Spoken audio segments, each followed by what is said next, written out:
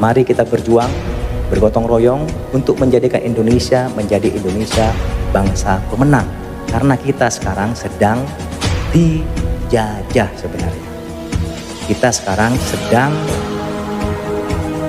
ada pihak-pihak yang punya kepentingan. Kalau kita tidak bisa menjaga itu semua, nggak bisa mengantisipasi, Indonesia akan menjadi negara yang kalah. Tinggal nama. Dan akhirnya NKRI Pak harus harga mati. Itu tidak boleh ditawar-tawar.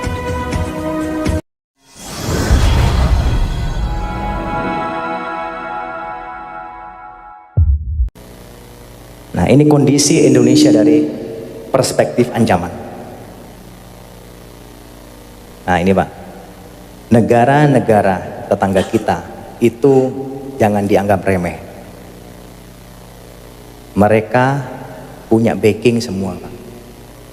Indonesia dari dulu kita menamakan diri sebagai negara non-blok, tidak memihak kanan kiri. Jadi kita kalau diserang oleh negara lain, kalau kita gak kuat, tinggal nama.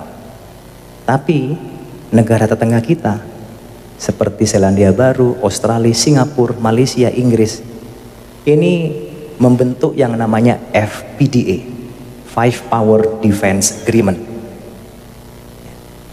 Jadi organisasi ini adalah organisasi persemakmuran Inggris Raya. Kalau Malaysia misalnya diserang oleh negara lain, maka 5 negara ini juga akan membantu. Kalau Singapura perang sama kita Pak, bukan hanya Singapura yang menyerang kita, tapi 5 negara ini akan menyerang kita juga. Makanya mereka bergaya Pak, gak takut. Malaysia sudah mencaplok Sipadan Ligitan, kalah kita. Nah ini di belakangnya banyak nih, ada Selandia Baru, ada Australia, ada Inggris, kalah. Sipadan Ligitan lepas ke Malaysia. Ini Pak, Sipadan Ligitan, Blok Ambalat, ini Malaysia. Singapura yang negaranya kecil ya, sebesar kota Malang, dia berani-beraninya Pak melaksanakan reklamasi pantai ke arah kita. Berani-beraninya dia tidak setuju menolak nama KRI Usman Harun. Apa hubungannya? Kok berani negara kecil? Ya berani karena ini Pak di belakangnya. Indonesia takut. Tapi kemarin Indonesia sempat tegas. Oh nggak peduli. Bagi saya Usman Harun itu adalah pahlawan. Bagi Anda mungkin ya silakan. Pemberontak kami gak ada urusan. Tapi bagi kami Usman Harun adalah pahlawan. Nah itu hebat. Berani kita. Akhirnya tetap mereka tidak ngungkit-ngungkit lagi. Nah ini Pak, ini salah satu bukti negara kecil kok berani gitu loh ke Indonesia. Kurang ajar gak kira-kira? Ngelama dia. Lawan Malang aja Arema gak berani. Lawan Indonesia ya kurang ajar. Australia Pak. Nah, menyadap pejabat tinggi kita, disadap. SBY ya, bayangkan ini negara tetangga kita, jangan dianggap remeh, ini bisa berbahaya kepada kita Pak. Ini skenario Pak, bayangkan ini sudah mulai disetting, diskenariokan.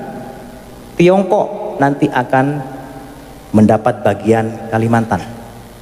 FPDA, Australia semua tadi itu, Inggris, Malaysia,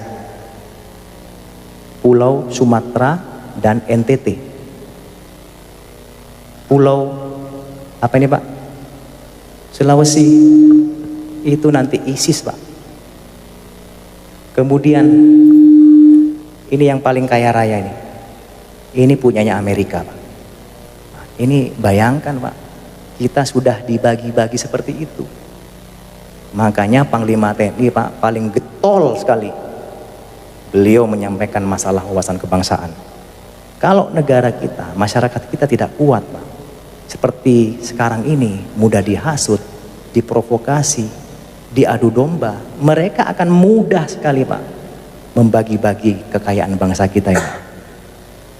Nah, ini sudah ada desain dari luar, Yang jelas biar Bapak semua mengetahui. Ini mungkin orang nggak percaya, ya silakan nggak percaya nggak apa-apa. Tapi ini sudah melalui berbagai data, fakta, informasi yang akurat. Gak usah jauh-jauh Pak, Timur-Timur aja lepas. Apalagi yang sangat kaya. Banyak orang melirik Pak. Timur-Timur hanya sebagian kecil, ada celah timur di situ. Ini sudah banyak sekali yang mengincar. Apalagi Papua. Papua itu kita keruk aja Pak, sudah ada emasnya. Sekarang ada nambah lagi, ada uraniumnya. Siapa yang nggak tergiur? Emasnya gak habis-habis Pak, Freeport itu. Semua emas yang mensuplai Amerika, yang mensuplai Eropa, itu kebanyakan dari Freeport. Ini Amerika nih, oke janjian dia, oke Tiongkok ini kita bagi-bagi, biar kita gak tukaran, saya Papua lah. Anda ya udahlah Kalimantan aja, lumayan tuh banyak ininya, banyak ladangnya, banyak kebunnya. Kemudian FPDA, ya wis. Jawa nih belum nih. Jawa karena masih kuat orangnya. Jawa masih belum berani dia. Tapi sudah ada Pak. Mungkin Jawa nanti jadi negara sendiri mungkin. Mereka diambil oleh Amerika. Karena kan Jawa ya mungkin negara Jawa nanti. Tapi kita Pak, kita harus berdoa semua agar supaya ini tidak terjadi. Bagaimana caranya Pak? Kalau gak kita antisipasi, kita tinggal nunggu bom waktu aja Pak. Ya, the end habis sudah tinggal nama seperti Sriwijaya dan Majapahit. Saya tanya Pak di sini, apakah Bapak menjamin 10-20 tahun ke depan Indonesia masih utuh? Menjamin nggak? Nggak ada yang menjamin Pak. Apakah NKRI masih utuh? Nggak ada yang menjamin. Uang Timur-Timur lepas, sudah bukan NKRI lagi, itu kurang satu dah. Nanti lepas-lepas semua tinggal negara Jawa. Ya udah, kita-kita aja di sinilah. Ya kan? Ini Pak. Kalau gak diantisipasi dengan baik, bisa terjadi Pak. Tidak ada yang tidak mungkin. Seperti dulu waktu masyarakat zaman Sriwijaya maupun zamannya Majapahit, oh gak mungkin Majapahit lepas hancur, kita kuat kok. Negara asing gak mungkin berani ke sini. Kita punya pasukan, bala tentara yang sangat hebat. Gak ada yang menyangka. Tapi negara asing lebih pintar Pak, diadu domba, diprovokasi, hancur dengan sendirinya. Sama, kita sekarang dalam proses seperti itu Pak. Kita diadu domba, kita dihasut, kita diprovokasi, di media sosial dibikin informasi yang ngarang-ngarang. Akhirnya kita terhasut, kita marah, berantem, mereka senang Pak. TNI Polri berantem, wah senang mereka. Wah, TNI-nya udah mulai sama polisi sudah berantem nih, wah senang. Wah, umat Islamnya ini sudah mulai berantem nih. Wah, bagus, senang. Oleh karena itu, Bung Karno pernah mengatakan, Pak, perjuanganku lebih mudah karena mengusir penjajah. Tapi perjuanganmu akan lebih sulit karena melawan bangsamu sendiri. Berbicara masalah PKI, Pak ya. Saya sudah menyampaikan tadi, itu semua ada invisible hands. Ada desain dari luar. Cuman yang saya sampaikan tadi adalah dampaknya Pak. Artinya Indonesia ini ke depan itu akan dibagi-bagi Pak oleh negara yang punya kepentingan. PKI itu salah satu dari proxy war mereka. Ya Pak ya. Tadi saya bilang tadi di sana ada Tiongkok kan, Cina. Mengambil apa tadi Pak? Apa? Kalimantan. Nah, ya disitulah mereka Pak menyebarkan proxy war-nya menggunakan invisible hand-nya. Salah satunya ya PKI tadi. Jadi itu merupakan desain yang kalau kita berpikir itu belum sampai pikiran kita Pak. PKI itu sengaja memang sekarang digambirkan lagi. Tujuannya apa? Yang tadi itu. Tiongkok punya kepentingan kepada bangsa Indonesia. Salah satunya biar kita, bangsa kita semakin carut marut, dimasukkanlah isu PKI. Dibuatlah PKI akan tumbuh lagi. Memang akan tumbuh betul. Kenapa? Kita tidak boleh memungkiri Pak. Orang-orang yang berjiwa komunis itu sudah masuk ke kalangan kita, masuk di pemerintahan, di DPRD, ya, bahkan di ulama, mungkin juga di TNI Polri sudah ada Pak. Cuman kita gak usah lah, ini kan saudara kita semua.